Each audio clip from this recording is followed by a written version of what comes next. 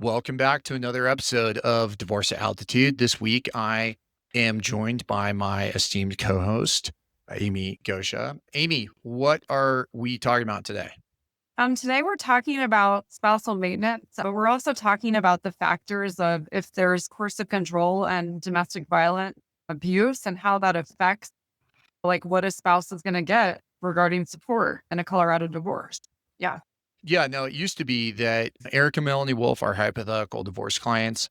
If they went through a divorce, there might be a claim of maintenance, and we'll lay the groundwork about what maintenance is and what the factors, the kind of historical factors that the court considers.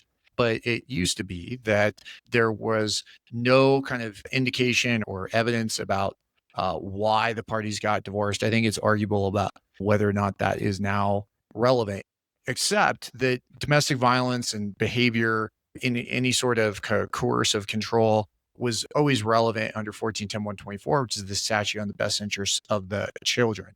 But Amy, for listeners, why don't we lay the groundwork? So Eric and Melanie Wolf, they're going through a divorce. When are we talking about spousal maintenance, and maybe give a little bit more of a framework and context for what we're talking about here? Yeah. So when Melody and Eric are getting divorced, all their finances are combined. There's a disparity of income. So as they're separating out their family life to equalize them out on expenses, Melanie is probably going to need what's called spousal maintenance or alimony. And so in Colorado, we have a statute, it's 1410-114, that lays out factors for when the court, it's an advisory guideline as to when the court can award support to a spouse, such as Melanie. And over the course of the years in Colorado, the maintenance statute has gone through some revisions. There was a big overhaul in recent years to the maintenance statute. Mainly, there was put in like an advisory guideline. So essentially, there's kind of almost like the child support work, like the child support guideline. Essentially, they have a guideline for maintenance that says, depending on how many years you've been married and like what your income is, here's what the recommended spousal maintenance formula would be. But there's a cap. It goes up to 20 years and there's a certain combined gross income. So we've seen in the courts recently a shift to in domestic relations cases in family law to recognize that there are cases where there's coercive control and abuse, and that should have a factor. The court needs to consider that, like with children, but not only children, but also with finance.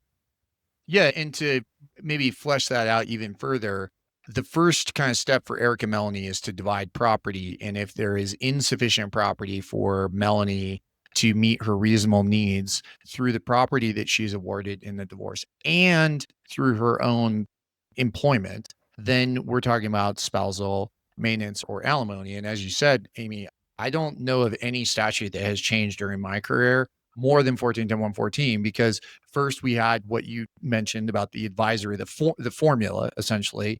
That was an additional factor that was supposed to be considered. There's a whole body of language or really case law about the health of Eric and Melanie and how that mattered, their incomes and what was income. Was it trust income? Was it gift income? Was it employment income? What about partnerships? And there's this whole body of case law on those factors, whether Eric had a trust fund that wasn't actually considered as property. How did that matter? And all of that's still fair game. But then we added this formula, both for the amount, and that was changed. And it was supposed to be $240,000 combined income.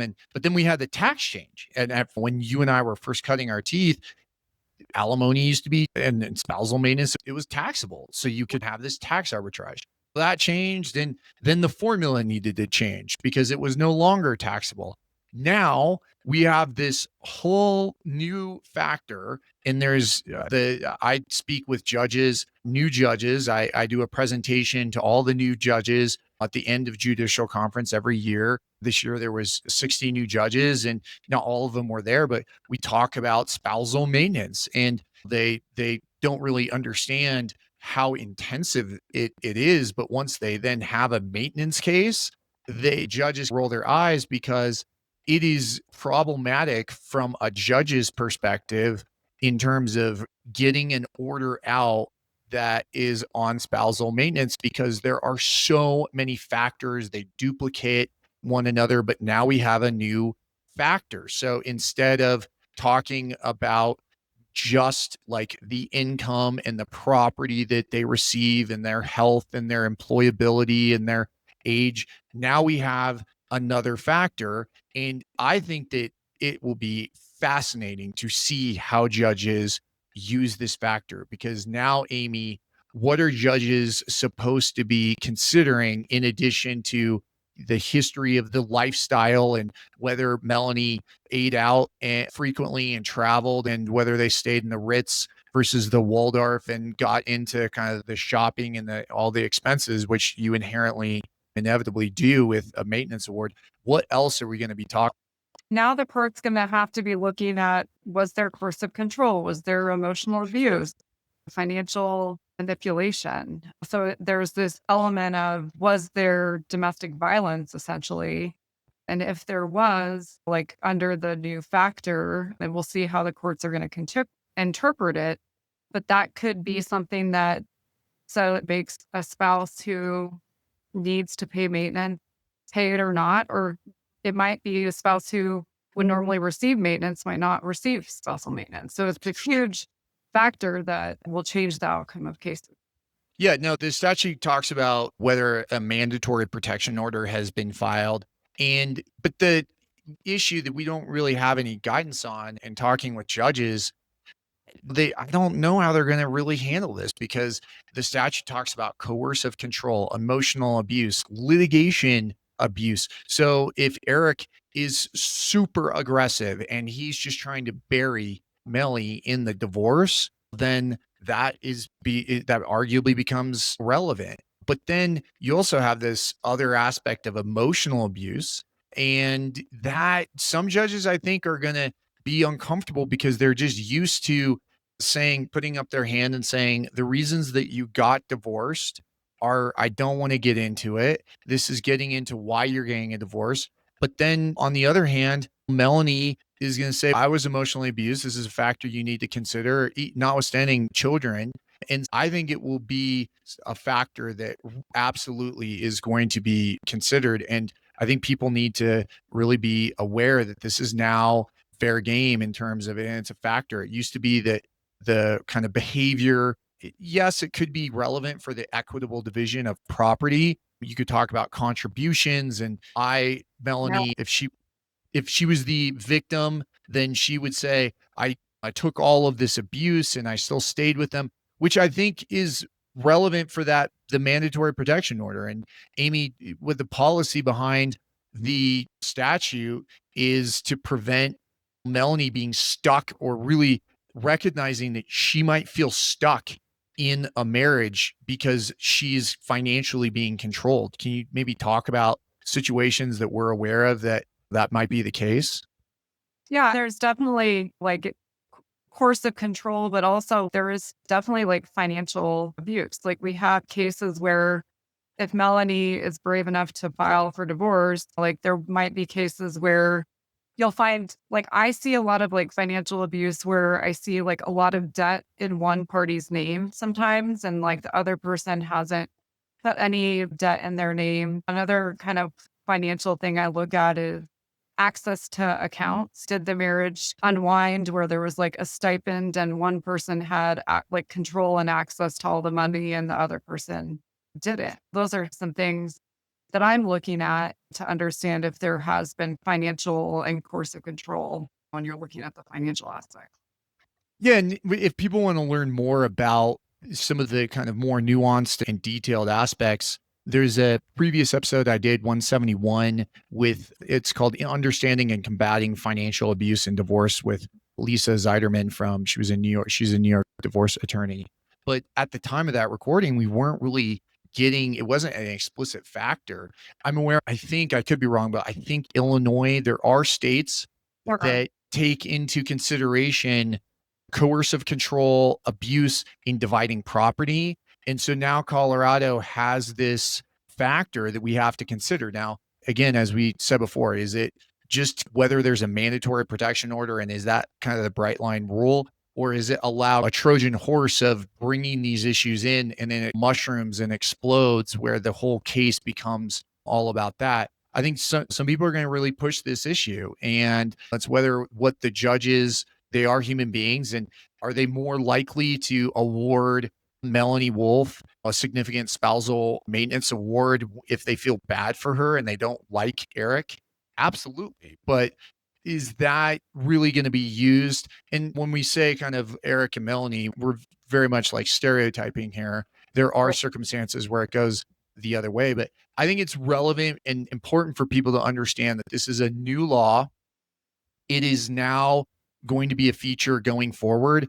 The question then was, there's several questions, is what about a maintenance award from 2 years ago that they were going to be filing a motion to modify where this might be relevant? Because it also basically precludes someone from being awarded spousal maintenance if they were the aggressor or the perpetrator of domestic violence. And so it's protecting someone by saying, I stayed in this marriage because they were abusive, and I was also worried about paying them spousal maintenance. Now it's cut the other way. Yeah. So I think with any new law, like the intention behind it is really good, but we'll see how it plays out, like in the interpretation. So that's the period we're in because it was just enacted. And that's, I guess, all that we really want to say on the matter. It's more of something that we're certainly considering. Certainly, Amy, in my kind of consultations, I'm asking people as part of that intake process and evaluating the issues. One of the things I often ask is, what is the worst thing that the other side is going to say about you? Because I want to know, what are we dealing with? No one is perfect. I certainly am not perfect. And what is the other person going to say? And if I hear domestic violence, or I was abusive, or I maybe lost my cool, usually it's if Eric or Melanie are the kind of perpetrators during the marriage, they'll kind of sheepishly, they'll minimize, but they're not, no one's going to say, listen, I beat the shit out of them all the time. In their mind, it's justified, and it can be also really complicated. It could be a very dramatic relationship, but certainly unpacking that in the very beginning, but then also marshaling in the evidence, the text messages, the videos, the photos, the other things that may exist that corroborate. Because oftentimes, as a former prosecutor, I can speak from experience, these are really tough cases to prosecute in terms of domestic violence, because usually it's a he said, she said. And those cases really are problematic when it comes down to credibility. And then you also have, if you're a victim of credibility, or if you're a victim of domestic violence, the research is oftentimes those people can come across as weak, and they are evasive because they're scared, they're shamed, and that can impact their credibility. And that can be really important to unpack during a divorce, where they're coming out of that cloud or that thumb that they've been under. Counseling, all of those things are really going to be important as we go through the divorce process. Yeah. And the thing I keep thinking of is I think this language being added to the maintenance statute is it might be more relevant to have a DV expert come in to testify. Because when you're the judge, a lot of times you're sitting there and you're thinking, two people are here, you both had some contribution, so you both are somewhat at fault. So I think it's educating the judge, like you said, on some of those stereotypes of how a victim will present and what that looks, because it's very fleshed out in the parenting side of things. We have CFIs and PREs who have the DV kind of rubric and questions to ask for the screenings, but now it's coming into this area of how our finance is going to look like it's becoming a factor. And I think we'll see more DV experts too. Indeed. These are touchy, uncomfortable subjects. By talking about them in such a manner, it doesn't desensitize or really make the issues any more easy to deal with. But hopefully people understand. And if they're involved in a case on either side, they need to be aware that this is now going to be relevant, and we're figuring out exactly how important judges are putting, how much weight are they putting on these sorts of allegations. But thank you again for joining us. And Amy, always enjoy the conversation, even if it's on difficult topics like domestic violence and coercive control. But until next time, thanks for joining us at Divorce Altitude.